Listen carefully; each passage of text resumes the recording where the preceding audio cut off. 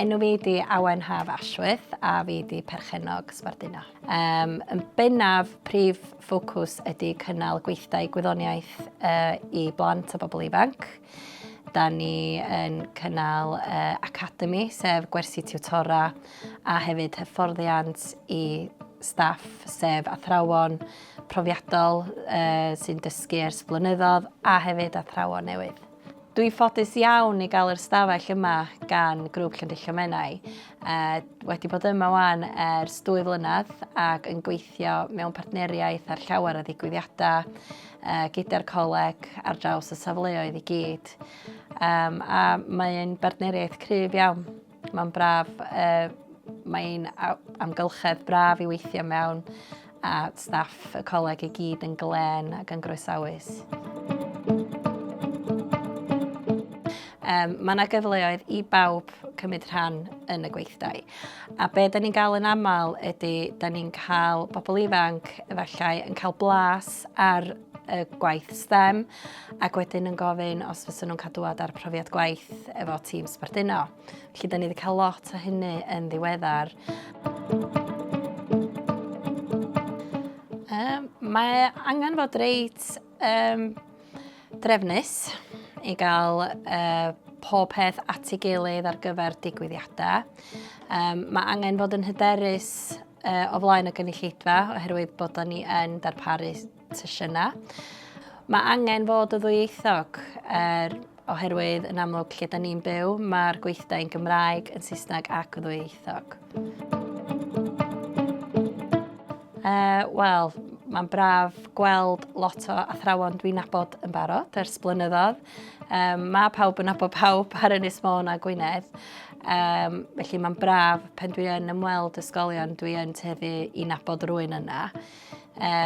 Dwi'n byw mewn lle mae'n nheulu a ffrindiau yma. A dwi'n teimlo bod fi'n rhoi yn darn i yn ôl i'r gymuned a'i ysgolion drwy'r gweithdai da ni'n neud. Be dwi'n mwynhau mwyaf ar job satisfaction dwi'n cael ydy os ydw i'n troi rhywun sydd efallai yn meddwl doedden nhw ddim yn licio gwyddoniaeth ac wedyn maen nhw'n cael yr wow factor a meddwl, actually mae o yn cool. Un o'r tips o'n i'n rhoi i bobl ifanc fysa yn meddwl mynd i fewn i'r math o maes yma ydy cael cyn gymaint o brofiadau dan i belt. Oherwydd mae un peth eich bod o'n sefyll allan wedyn ar ei CV nhw. Mae gynna ni llawer o bobl sy'n gwneud y profiad gwaith efo ni. Da ni'n rhoi nhw fel STEM ambassadors wedyn. Felly mae hwnna'n un bach peth ychwanegol maen nhw'n gallu rhoi ar ei CV os ydyn nhw'n ystyried gyrfa yn y byd STEM.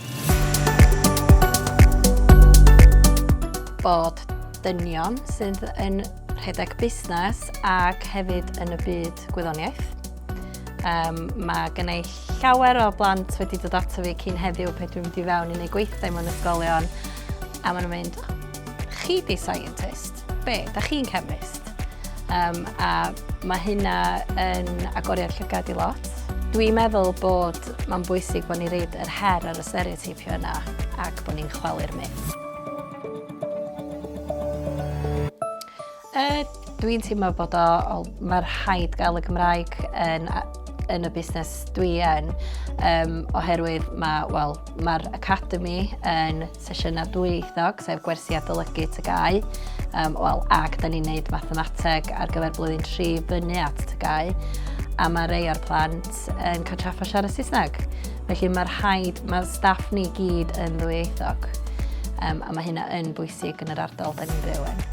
Da ni wedi bod yn ei sesiynau ar gyfer mentra iaith, lle mae pobl ifanc wedi bod i'r ganolfan iaith, ac yna maen nhw'n dod at ni wedyn, a maen nhw'n cael gweithdai gwyddoniaeth, a maen nhw'n gorfod gwrando yn astudd ar y cyfarwyddiadau yn y Gymraeg, fel bod nhw yn gallu cyflawni'r dasg. A mae hwnna'n ffordd neis iawn o hybu'r iaith a gael nhw i ddefnyddio'r iaith, oherwydd maen nhw eisiau cyflawni'r dasg.